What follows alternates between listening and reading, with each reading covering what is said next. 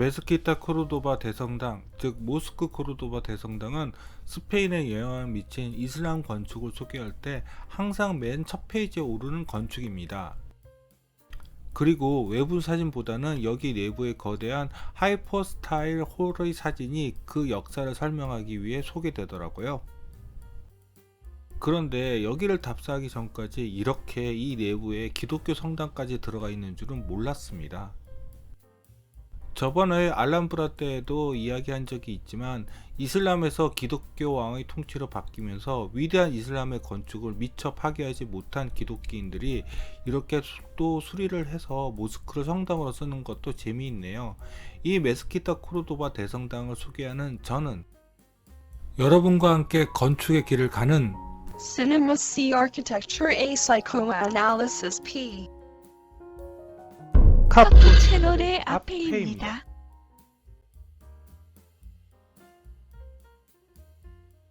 메스키타 코르도바 대성당이 있는 코르도바는 스페인의 남쪽에 위치하고 있습니다. 저는 세비야를 먼저 들리고 거기서 이쪽으로 왔습니다. 아참, 메스키타 코르도바 대성당은 너무 부르기 힘드니 이 컨텐츠 안에서는 그냥 코르도바 대성당이라고 부르겠습니다. 코르도바 대성당은 여기에 있는데 역시 여기 주차는 공영 주차장에 했습니다. 바로 여기가 공영 주차장이고요. 코르도바 대성당을 찾아가는 길은 이쪽으로 가셔서 저쪽으로 들어가셔야 합니다.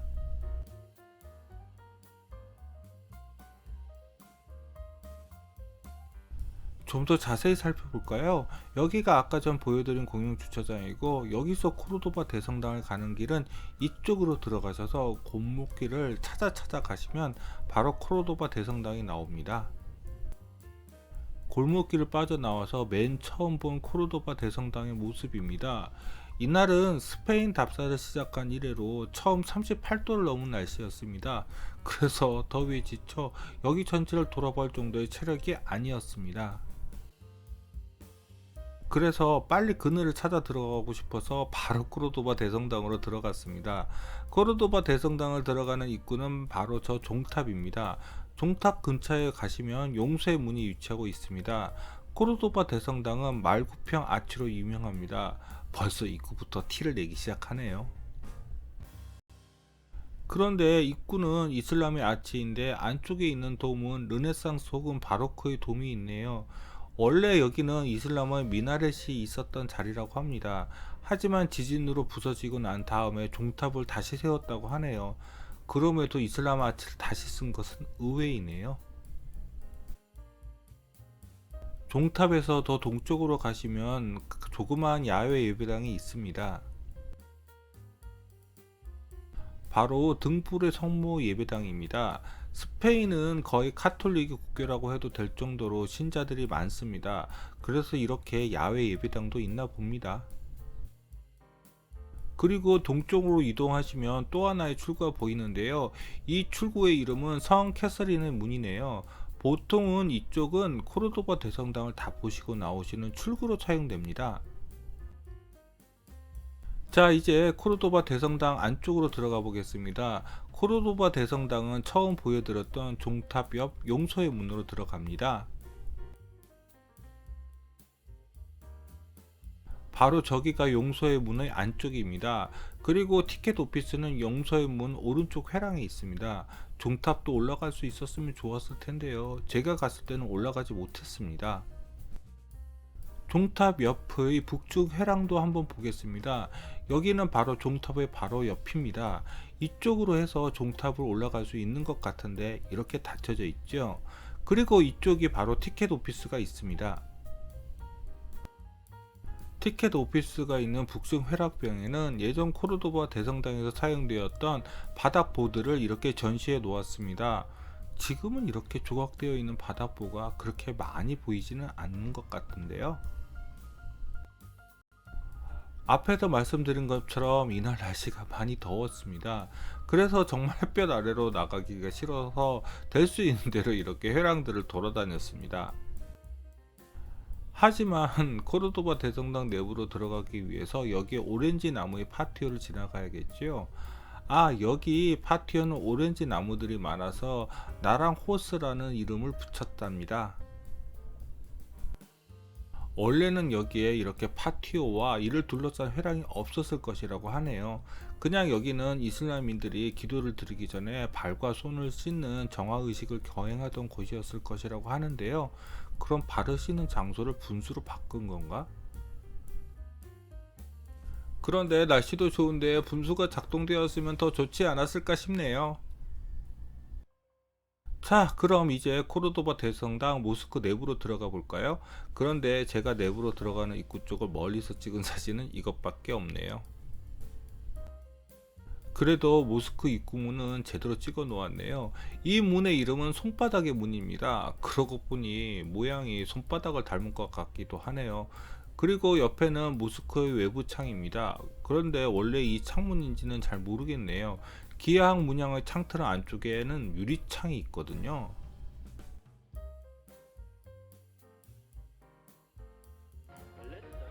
코르도바 대성당은 기독교 성당으로 개조 전에도 3번의 확장이 더 있었다고 합니다. 그러면서 점점 더 커졌고 기독교가 이베리아 반도를 차지한 후에는 센터는 성당으로 개조했네요. 그럼 안으로 들어가 볼까요?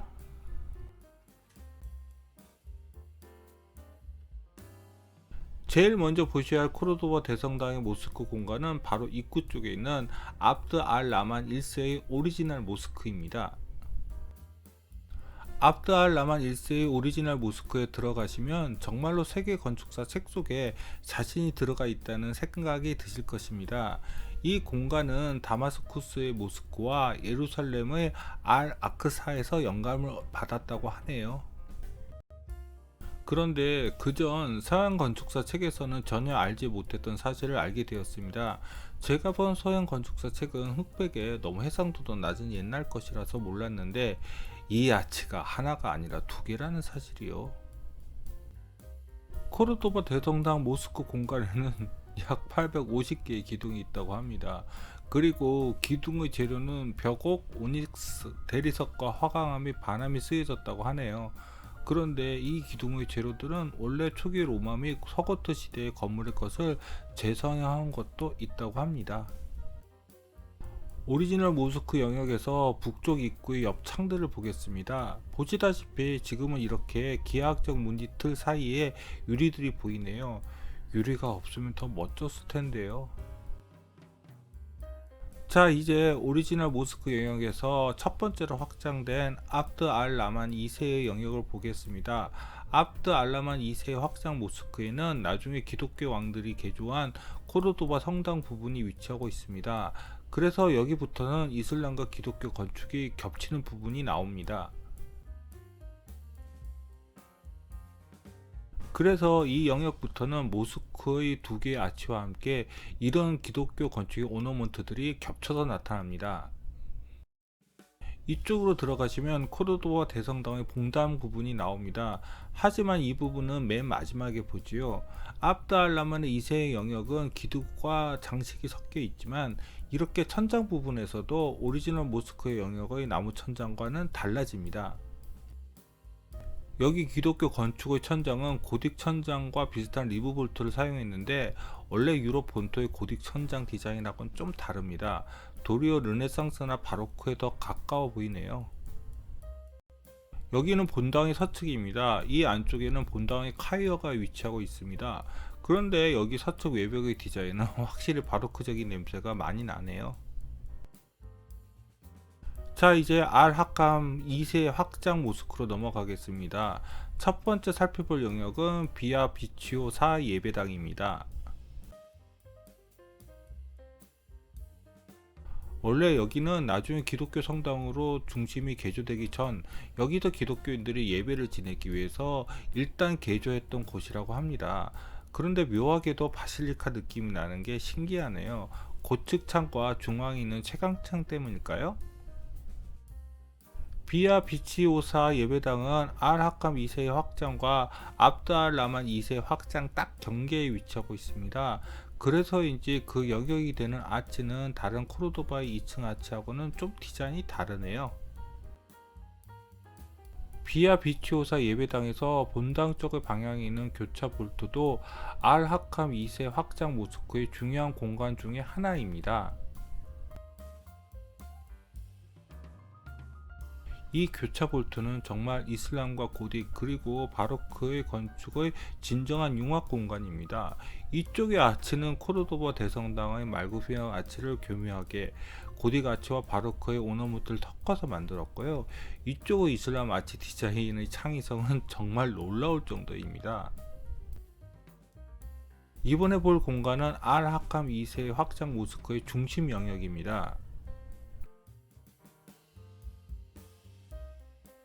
여기의 기둥 디자인은 오리지널 모스크 2층 아치와 함께 알 하캄 2세의 독특한 아치들이 다 모여 있어서 메스키타 코르도바 대성당의 전체 디자인을 한눈에 볼 수 있어서 좋았습니다. 그리고 저기 보이는 공간이 미흐랍입니다. 여기가 미흐랍입니다. 미흐랍은 무슬림이 기도를 할 때 향해야 하는 메카의 방향을 가리키는 키블라를 새겨놓은 모스크 벽의 벽감을 이야기한답니다. 미흐랍의 앞에 세 공간에는 모두 천장에 교차 볼트의 돔이 있습니다. 미흐랍을 좀 더 자세히 살펴볼까요? 저기에는 미흐랍 안으로 들어가는 입구도 있습니다. 그런데 저 안에는 들어가지 못하게 되어 있습니다. 그리고 미흐랍에는 비잔틴 건축의 대표적인 오너먼트인 모자이크 장식이 디자인되어 있습니다. 그리고 역시 벽면을 가득 채운 것은 이슬람 글자들입니다. 하지만 미흐랍에서 가장 놀라운 것은 바로 앞의 돔 천장입니다. 이 돔은 작기는 하지만 비잔틴의 돔을 대표하는 하기야 소피아의 돔을 연상시키네요. 미흐랍의 양쪽인 동쪽과 서쪽에도 이렇게 아치와 교차 볼트 돔이 있기는 한데 조금 오너먼트가 덜합니다. 하지만 역시 이 공간의 백미도 바로 이 천정의 교차 볼트입니다. 이 교차 볼트는 예전 서양 건축사에서 유럽 본토에서도 매우 귀한 것이라고 하던데요. 아마 이슬람의 돔이 유럽 본토로 전해진 게 아닐까요? 이슬람 건축에 기독교 건축도 뒤질 수 없겠죠. 바로 미흐랍 옆쪽에 성 테레사의 예배당이 있습니다. 저기 보이는 문이 성 테레사 예배당으로 들어가는 입구입니다. 성 테레사 예배당은 바로크 건축의 진수를 보여주기 위해서 아주 힘이 잔뜩 들어가 있습니다. 정말 코르도바 대성당은 유럽 건축의 역사를 한눈에 다 볼 수 있다니까요. 다른 바로크 디자인 오너먼트, 즉 장식들은 금박이나 색칠로 정신이 없는 편인데 여기 성 테레사 예배당은 그러지 않아서 좋았습니다. 도리어 백색 오너먼트가 더 진실성 있게 보이네요. 그건 성 테레사 예배당의 돔 천장에서도 여실히 드러납니다. 코르도바 대성당의 모스크 건축은 앞만 해도 외부에서 빛이 거의 들어오지 않아 어두운데 여기에 증축된 기독교 건축은 그와 반대로 외부에서 빛을 끌어들여와 안을 밝히려는데 더 집중을 하네요. 그리고 바로크 하면 또 시계지요. 어느 학자가 서양이 동양에 앞설 수 있었던 것이 태엽의 존재라고 하던데요. 동양은 끝내 태엽을 만들지 못했고 태엽을 만든 서양은 시계를 비롯해서 갖가지 기기를 만들면서 엔지니어링을 발전시켜서 결국 세계를 지배했다고 하더군요. 그 상징이 바로 이런 시계지요. 자랑만 하네요. 그리고 저쪽으로 들어가시면 트레서리가 있습니다. 트레서리는 금고로 번역이 되더라고요. 그런데 뭐 그렇게까지 중요한 보물이 있는 것 같지는 않던데요. 자, 이제 알 하캄 2세의 모스크 확장 중 마지막 공간을 살펴볼까요? 알 하캄 2세 확장에서 알 만주르의 확장 모스크 경계 쪽을 보시면 저기에 예수님이 계시네요. 그런데 이 안쪽은 많이 어둡던데 왜 저기만 저렇게 밝게 빛나나요? 역시 예수님. 좀 더 가까이 다가가 볼까요? 그러고 보니 알 하캄 2세와 알 만주르 확장 모스크는 바닥 마감이 좀 다르게 보이네요. 아하, 예수님이 빛나는 비밀이 여기에 있었군요. 묘하게 이슬람 건축에 바로크 건축의 장점을 얹었군요. 그런데 여기서부터 천장의 마감도 좀 더 바로크적으로 바뀌는 것 같네요. 그런데 이렇게 성상 앞에 돔 천장으로 빛을 끌어들이는 방법은 다른 스페인의 건축에서도 본 것 같은데요.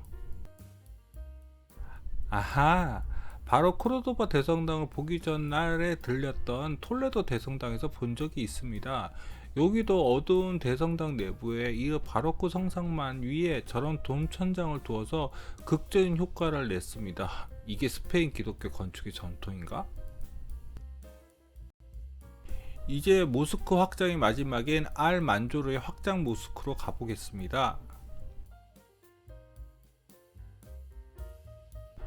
알 만조르의 확장 모스크는 확실히 바닥 마감이 아까 전 알 하캄 2세의 확장 모스크 등과는 다르네요. 여기는 앞서 본 다른 모스크 영역보다는 좀 더 기독교 건축의 특색들이 전체적으로 많이 나타납니다. 특히 천장에서요. 다른 모스크 영역에서는 대부분 나무 보와 천장 마감이 주류였는데 여기는 다 천장이 바로크적인 디자인을 보여주고 있네요. 천장이 흰색 교차 볼트라서 그런지 또 다른 영역보다 좀 더 밝게 느껴집니다.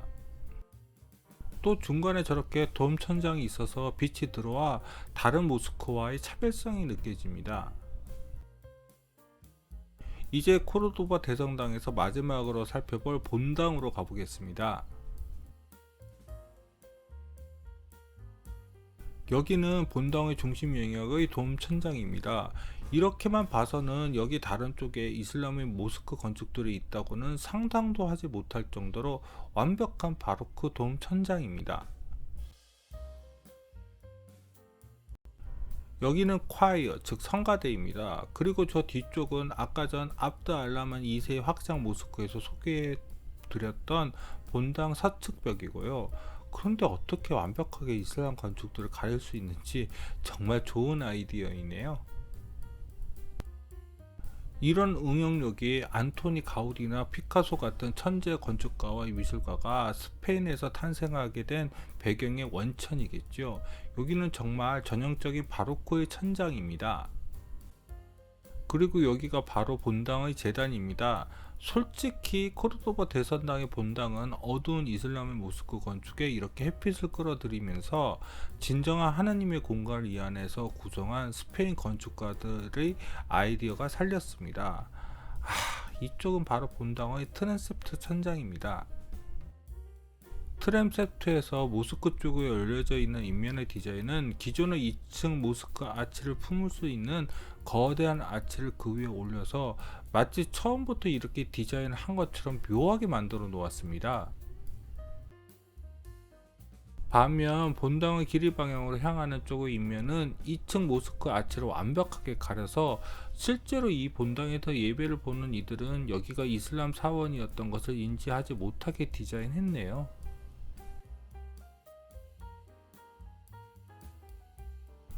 여기까지가 코르도바 대성당이었습니다. 여기 와서 보니 코르도바 대성당을 왜 서양 건축사에서 중요하게 다룬지를 확실히 배울 수 있었습니다. 그 여운에 기대어 조금만 더 코르도바 대성당까지 가는 길에 대해서 이야기하겠습니다. 코르도바 대성당은 앞에서 말씀드린 것처럼 여기에 주차를 하고 걸어서 접근을 했습니다.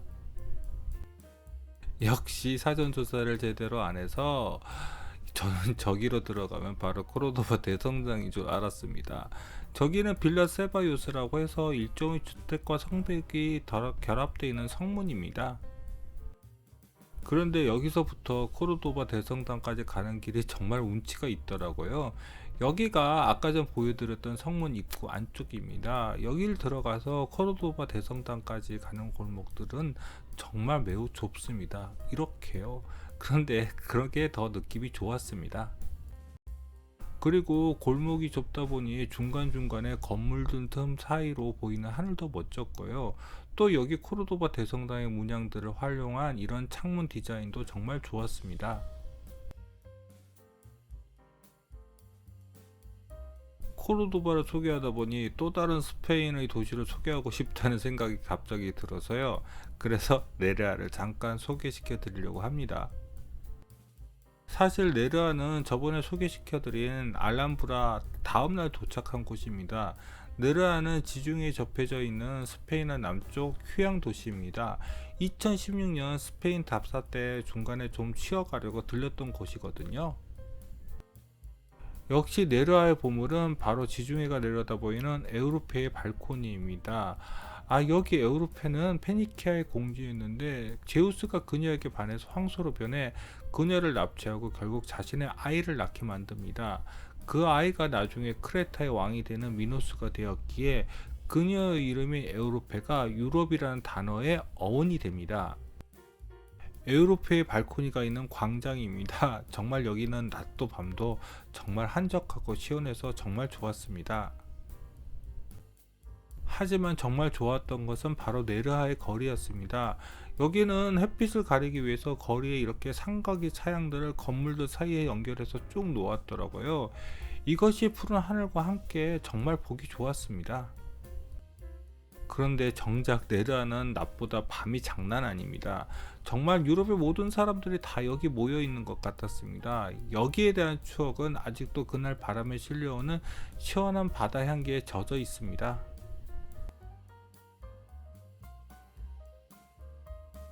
여기까지가 스페인 전통 건축들에 대한 소개입니다. 사실 이것보다 더 많이 보았는데 그건 나중에 소개할 기회가 있을 것입니다. 그럼 구독과 좋아요 부탁드리며 이상 카푸 채널의 아페이였습니다.